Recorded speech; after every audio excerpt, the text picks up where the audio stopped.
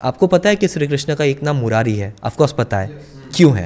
ओह, वहां से आया मुरारी। कहते हैं ना कि श्री कृष्ण की 16,000 वाइफ्स हैं। हाँ। इसका कनेक्शन असम से है। श्री कृष्ण के एक ऐसे वाइफ थे जो लड़ाई करने के लिए युद्ध में उतरे थे। जब पांचों पांडव जा रहे हैं उसके पहले भी काफी बैटल्स हुए और एक बहुत बड़ी बैटल हुई थी। तो Arjun's last war was against. War के बाद आपने बोला कि आगे हम बढ़े अगर, तो उसके बाद क्या क्या चीजें? मैंने जब पहले ये वीडियो अनाउंस हुआ तो किया तो फिर मुझे काफ़ी अब्यूजिव कमेंट्स मिले। ये लीला है, युद्ध नहीं है। देयर वाज अ कमेंट जो कहते हैं कि you know ban this book, ban Bollywood.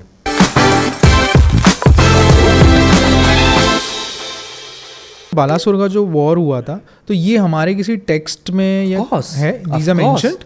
Mahabharat में ही है, भागवत पुराण में भी है और महाभारत में भी है। तो वही चीज़ है। Actually this is very interesting, I should tell this. मैंने जब पहले ये वीडियो अनाउंस हुआ तो किया तो फिर मुझे काफ़ी अब्यूजिव कमेंट्स मिले कि मतलब क्या कर रहे हो, मतलब किसने लिखी ये बुक, पागल है ये लीला है, युद्ध नहीं है। तो मतलब लोगों को समझना चाहिए कि लीला अलग चीज़ होती है। मतलब अगर महाभारत में उसको युद्ध मेंशन किया गया है, मैं उसको युद्ध बोलूँगा ना, मैं उसको लीला नहीं बोलूँगा। और लीला नहीं था वो, लीला तो रास लीला था, या फिर लीला तो वो चीज़ें थी जो श्री कृष्ण ने बचपन में या फिर अलग अलग एज ग्रुप में किया था। तो ये तो प्रॉपर युद्ध हुआ था, तो लोगों को ये पता नहीं होता है। तो मतलब एक तो कमेंट बहुत अजीब सा मतलब आया है। आई थिंक आप लोगों को ये थोड़ा ज़्यादा कनेक्ट करेगा because you were from Mumbai. मतलब देयर वाज अ कमेंट जो कहते हैं कि you know ban this book, ban Bollywood. कोई रेलिवेंस नहीं है, कोई रेलिवेंस क्या कनेक्शन बिठाया है, कोई रेलिवेंस नहीं है।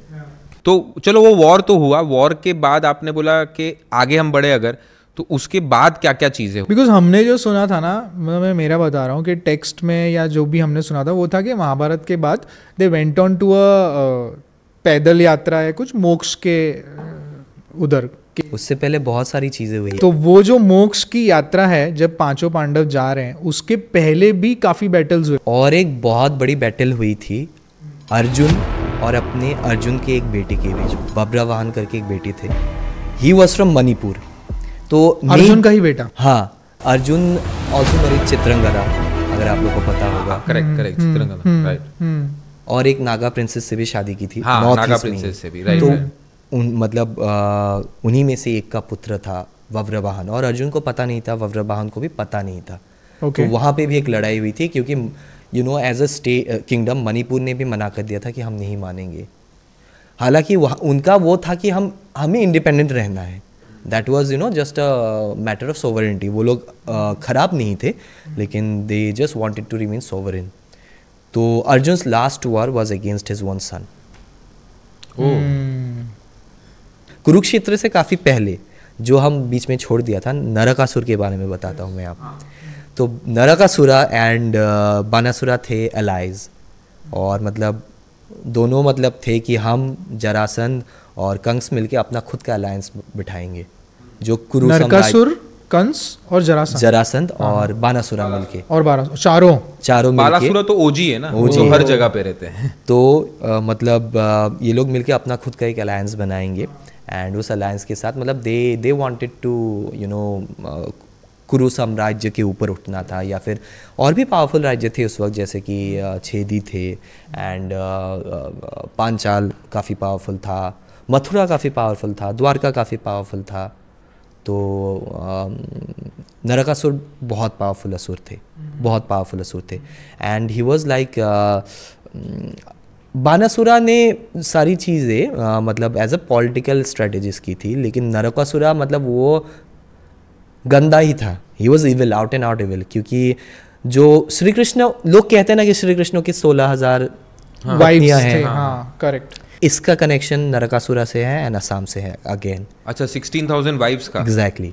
तो क्या हुआ था, नरकासुरा वाज लाइक मतलब वो अलग अलग राजा मंत्रियों के, मतलब जिसको भी पसंद आया, अट्रैक्टिव फील हुआ, मतलब उस महिला को वो उठा के अपने हैरम में रख लेते थे। ऐसे ऐसे रखते रखते ऑलमोस्ट 16,000 या फिर एग्जैक्टली 16,000 मतलब किसी और के वाइफ्स अपने हैरम में नरकासुरा ने रख लिया, असम में। तो मतलब और उसके ऊपर ही वॉज अ टिरेनिकल रूलर, और तभी Banasur was trying to conquer Swarg. तो फिर बानासुर अपने उसमें मतलब वो स्वर्ग में एक लड़ाई लड़ रहे थे, तो नरकासुर अपने में यहाँ मस्त था, कर रहा था अपना काम।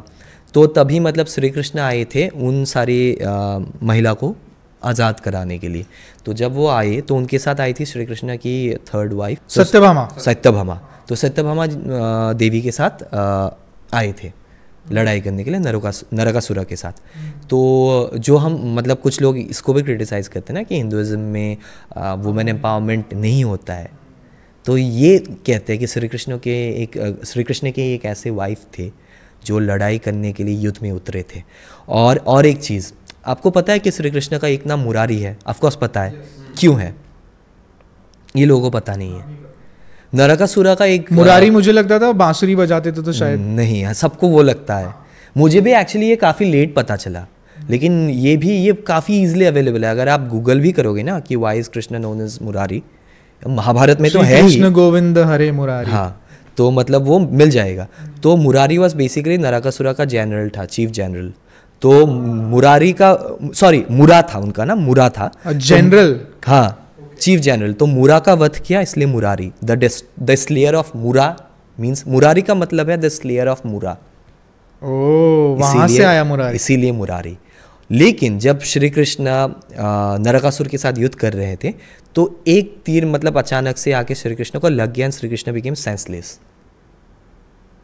तब सत्यभामा जी ने वध किया नरकासुर का। तो ही बिकेम सेंसलेस, मतलब अनकॉन्शियस हो गए कि क्या? अनकॉन्शियस हो गए, हाँ। ओह बाप रे। वही कहते हैं ना, सेक्रेड गेम्स में एक काफ़ी पॉपुलर डायलॉग था कि भगवान हमसे कहानियों में बात करते हैं। तो शायद भगवान श्री कृष्ण जानबूझ के उस वाले युद्ध में बेहोश हो गए थे ताकि सत्यभामा जी नरकासुर का वध करे। और हाँ, आज हम इस चीज़ को एज अ लेसन ले कि actually females are at par with man. Example set करने वाली चीज़ होती है। क्योंकि जिसने श्री कृष्ण को बेहोश कर दिया उसको अगर सत्यभामा मार रही है तो सत्यभामा कितनी पावरफुल होगी। एग्जैक्टली। पर एक डिफरेंस मैंने देखा है कि विष्णु जी, जैसे शिव भगवान, जो शिव जी है, जो भोले बाबा है, वो इतने भोले हैं कि वो असुर हो या देवता हो या कोई भी हो, जो उनकी भक्ति करेगा उनको वरदान दे देते हैं। पर विष्णु जी ऐसे नहीं है। मुझे लगता है विष्णु जी उनको ही देते हैं वरदान जो प्रॉपर भक्त है और जो इविल साइड पे भक्त नहीं है। ये मुझे एक डिफरेंस हमेशा दिखा है। एंड ये इस चीज़ को मैंने एक्चुअली मेरी बुक में वो जो आइडियोलॉजिकल डिफरेंस है ना उसको एक्सप्लोर किया है। हाँ,